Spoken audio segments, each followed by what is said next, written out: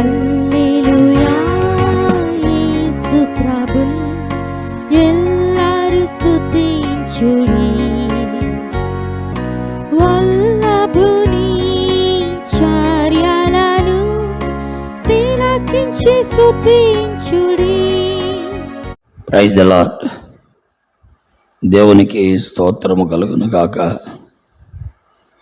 దైవ గ్రంథం బైబిల్ నుండి సామెత గ్రంథం 21వ అధ్యాయము 30వ వచనాన్ని చదువుతున్నాం. యెహోవాకు విరోధమైన జ్ఞానమైనను వివేచనైనను ఆలోచనైనను నిలవదు. చేరువచ్చిన ప్రియులందరికీ కూడా ప్రభువైన యేసుక్రీస్తు వారి ప్రశస్తమైన నామములో వందనాలు తెలియజేస్తున్నాను. దైవ గ్రంథం బైబిల్లో రాయబడిన సత్యాలు విలువైనవి. మానవ జీవితానికి అవి ఎంతో చక్కటి త్రోవను చూపించేవి, వెలుగును చూపించేవి. చాలామంది ఈ మాటలు లక్ష్య పెట్టరు. చాలామంది బైబిల్ కలిగిన వారు కూడా బైబిల్ గ్రంథాన్ని చదవరు. వారు పేరుకు మాత్రమే క్రైస్తవులుగా ఉంటారు. ఇంట్లో బైబిళ్ళు ఉంటాయి, కానీ బైబిళ్ళు ముట్టుకోరు, బైబిళ్ళు చదవరు. బైబిల్ చదవని వానికి, బైబిల్ ముట్టుకోని వానికి, బైబిల్ దగ్గరికి రాని వానికి జ్ఞానం ఉండదు. దేవుని వాక్యములో మనం చూస్తున్నాం. సామెతల గ్రంథం 21వ అధ్యాయం 30వ వచనములో యెహోవాకు విరోధమైన జ్ఞానమైనను వివేచనైనను ఆలోచనైనను నిలవదు. ఎందుకంటే దేవుడు మానవ నిర్మాణకుడు. మానవ నిర్మాణకుడైన దేవుడు జ్ఞానవంతుడు, వివేకవంతుడు, ఆలోచనకర్త. ఆయనకి వేరుగా మనం ఏమి ఆలోచించినా, ఏమి వివేచించినా, ఏమి ఎలాంటి జ్ఞానము కలిగి ఉన్నది పనికిరాదు. దేవుని వాక్యములో మనం చూస్తున్నాం, యెహోవాకు విరోధమైన జ్ఞానమైనను వివేచనైనను ఆలోచనైనను నిలవదు. దేవుని వాక్యం వింటున్న ప్రియులారా, కాబట్టి దేవునికి విరోధంగా మనం వెళ్ళకూడదు. ప్రభువారు లోకములో ఉండగా చెప్పారు. ఆయన ఏమన్నారంటే, నాకు వేరుగా ఉండి మీరేమీ చేయలేరని. ఈ రోజున అనేక మంది యవనస్తులు జీవితాలు స్థిరపడకపోవడానికి,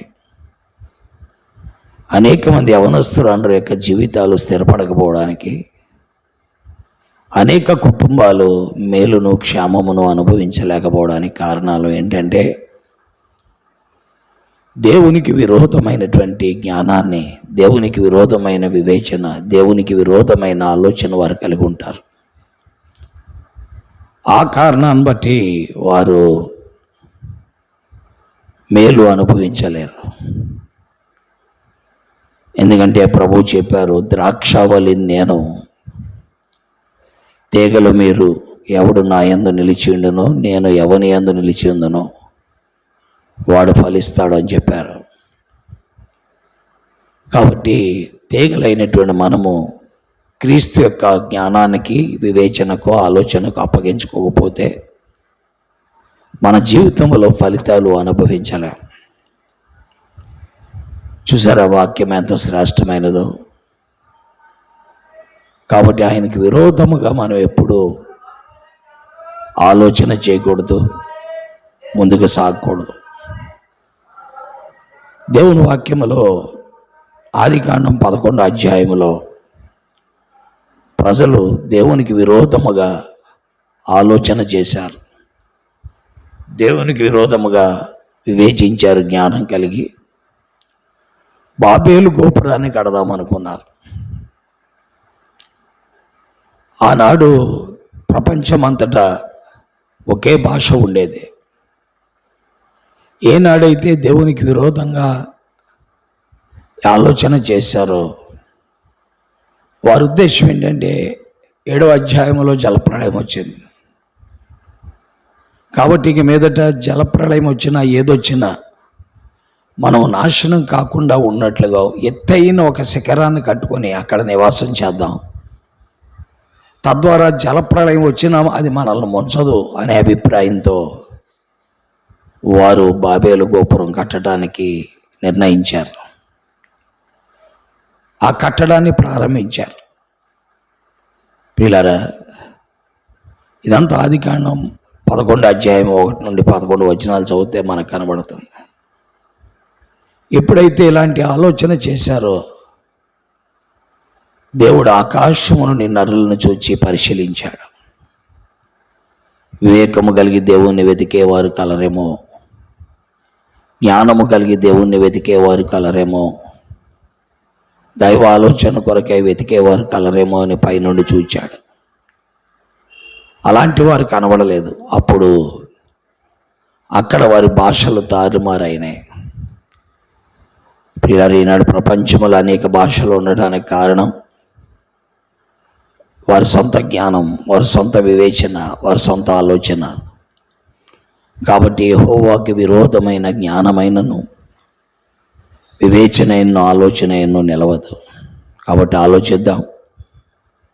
ప్రభు అయిన యేసుక్రీస్తు వారికి అప్పగించుకుందాం. ఆయనకి వేరుగా మనమేమి కూడా చేయలేం. ఆయనకి వేరుగా దేవుడు కూడా లేడు.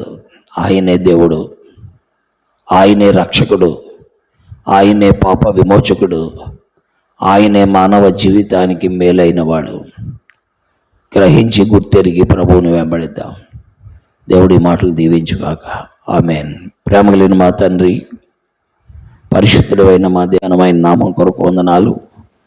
నీ కుమారుడు మా ప్రభువును రక్షకుడైన యేసుక్రీస్తు వారి అత్యున్నతమైన నామం పేరిట ఈ సమయంలో నీ పాదముల దగ్గర రావడానికి మీరు ఇచ్చిన తరుణం కొరకు వందనాలు. నీ లేఖనాల కొరకు వందనాలు. సామెతల 21 అధ్యాయం 30 వచనం వినేవారందరికీ ఆశీర్వాదకారణంగా చేసి మేలు చేయండి. మహిమ, ఘనత, ప్రభావాలు పొందమని, వాక్యమును ముద్రించమని యేసు నామములో ప్రార్థిస్తున్నాను తండ్రి. ఆమేన్. ప్రైజ్లాడండి. దేవుడు మిమ్మల్ని దీవించి ఆశీర్వదించును గాక. ఆమేన్. చంద్రులారాయిలా దేవుని స్తుతించుడి,